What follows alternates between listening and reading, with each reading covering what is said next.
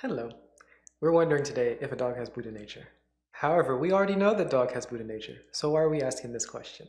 That is what we're going to dive into. A monk asks Joshu, has a dog Buddha nature or not? Joshu says, no.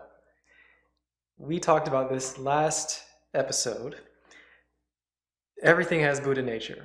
Everything has Buddha nature. We haven't got into exactly what Buddha nature means. We talked a bit about it being the foundation of all reality and so on and so forth. There's more to it, liberation, whatever, it doesn't matter. The dog has Buddha nature. And everybody knows that the dog has Buddha nature, including this monk. This is a savvy monk. He's not a dumb monk. He has access to Google as much as I do. So he did a Google search beforehand. He did some research. He understands that dogs have Buddha nature. Everything has Buddha nature. However, he did not quite he did not believe exactly, he didn't exactly believe that the dog had Buddha nature. Dogs are seen as lowly creatures in ancient China. So it's almost like asking, does a rat have Buddha nature or something like that?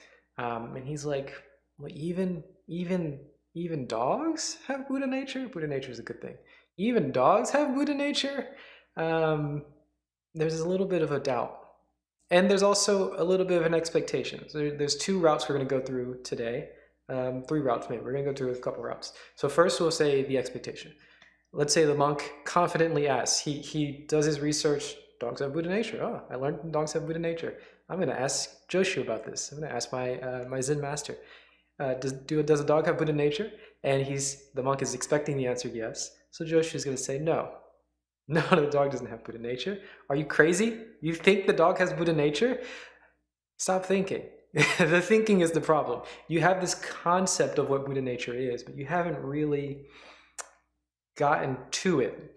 The monk asking the question wouldn't be asking the question if he truly understood that dogs have Buddha nature. I'm not saying that I'm above the monk, but this is just an interpretation of the koan. When there's an expectation of a reality, that expectation may not be met. And especially in Buddhism and this sort of Eastern philosophy, this sort of thinking in spirituality in general, when you have conceptions of the world, your concepts are always necessarily wrong. Okay, that's not, I'm being a little strong there by saying always necessarily, but the concepts are not the reality. So if you think that the dog has Buddha nature, you're thinking too much. If you think you know what Buddha nature is, you're thinking too much. So that's why Joshu is answering no, because he knows that the monk doesn't quite understand what it means to have Buddha nature. Um, and there's more. That's one route. Another route is that the monk is doubting that the dog has Buddha nature because the Buddha nature is a positive quality. Even though everything has it. It's a positive quality. Okay, maybe it's trans positive. It's not positive or negative, but whatever. It's seen as positive. It also has the implication of being enlightened or being the Buddha, Buddha nature, being liberated. It has these sort of connotations. It's a positive thing.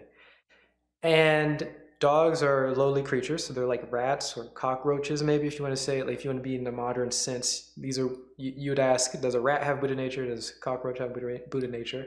And when you ask that, the reason why he's asking that is because he's doubting it. It's like he read it somewhere. Everything has Buddha nature, but even these dogs, yes, even the dogs. But since you're doubting it, there is a there is a everything is created by mind. Oh no, we just dropped off into the deep end here. Okay, so if you think that the dog does not have Buddha nature, again, this is your conception of the world is being created based on your thoughts, and the doubts that this monk has for the dog having Buddha nature um, makes the dog not have Buddha nature. So the dog does not have Buddha nature.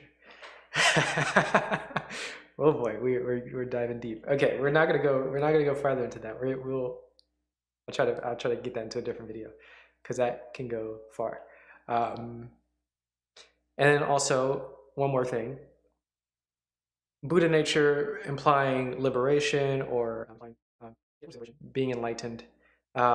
It's also saying, it's also implying consciousness in general. So it's conscious. Is a dog conscious? Um, and there's some concepts that get a little weird when you scrutinize them very deeply. I guess we're gonna have to go into this in another video too, because I haven't planned out what I'm gonna say, so I don't want to be too spaced out. But there are lots of concepts that disappear under scrutiny. Let's say if somebody sincerely asks, for example, "Are you conscious?" You, like the person I'm talking to, or "Am I conscious?" Maybe you're asking if I am conscious. Me speaking to you, you're asking if I am conscious, and I would have to prove it to you. Is it possible for me to prove that I'm conscious? No, there's no way, right? There's no way for me to prove my own consciousness to you. You can't prove the consciousness of another person. You might have to assume, you might say, well, I assume that consciousness comes from the brain. It's a weird assumption. And since I'm assuming that I'm conscious and my consciousness comes from the brain, I'm going to assume that other people with brains have consciousnesses. That's sort of the general take of assuming that other people have consciousness. But that's not real proof. That's just assumptions. You're assuming it comes from the brain. You're assuming, and of course you might say, well, of course consciousness comes from the brain. I've seen in other people when the brain gets destroyed, they lose consciousness.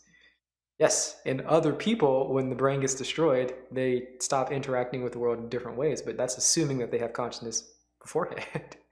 Right? How do you prove to yourself that you have consciousness coming from your brain? That's step one. You have to prove that your consciousness comes from your brain, and then you'd have to prove that other people have the brains. That you'd have to have that assumption and project it onto other people. So there are a couple steps that are missing in the assumption that other people are conscious.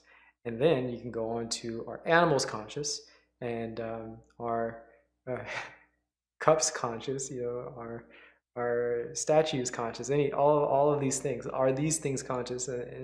When you start to evaluate, we'll just stick with living things for now.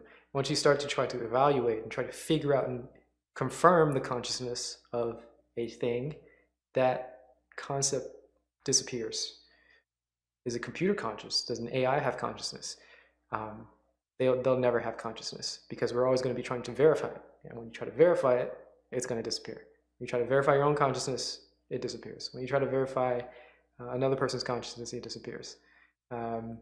It's kind of foundational for no self and things like that, other concepts in Buddhism that may crop up. When you try to deeply scrutinize something, all of it fades away.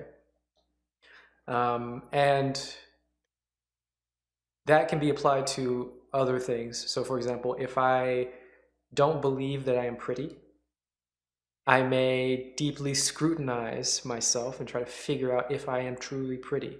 And if you have ever been in that cycle before, there's no way to satisfy it. If you don't think you're pretty, you're just not going to be pretty. And I'm not saying that directly. I'm just saying like in the abstract, right? Like if you are doubting something and you deeply scrutinize it, you're never going to find validation for it. Am I smart? Yeah, okay, sure, you might be smart, but then once you try to scrutinize it, well, am I really smart? And you try to compare yourself to other people, and then you try to grow in this infinite cycle of insecurity, and you'll never be validated. Same with being pretty. We can talk about all the tropes of people going through lots of surgeries and lots of mental health issues by trying to become pretty. We can talk about insecure partners. Does my partner love me? There's no way to verify. There's no way to, when it's scrutinized deeply, there's no way to truly verify. So that's what's happening here. Does the dog have Buddha nature? Well, if you think about it, no. If you're trying to scrutinize and try to figure out, no, the dog does not have Buddha nature. But stop scrutinizing, stop thinking, stop conceptualizing, and where does that lead you?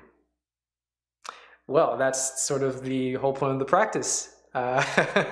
Stop thinking, start meditating. Anyway, if you like this video, still just a primer. There's a lot more to come with Joshu. At least 4 more videos, because the commentary is complicated enough. We haven't gotten to that at all. We're still in the koan. Anyway, there's a lot more to come. If you like the video, thumbs up. If you don't, thumbs down. Comment down below if there's some more stuff that you'd like to hear about. Subscribe, hit the notification bell, because there's more videos coming your way. And have a beautiful rest of your day.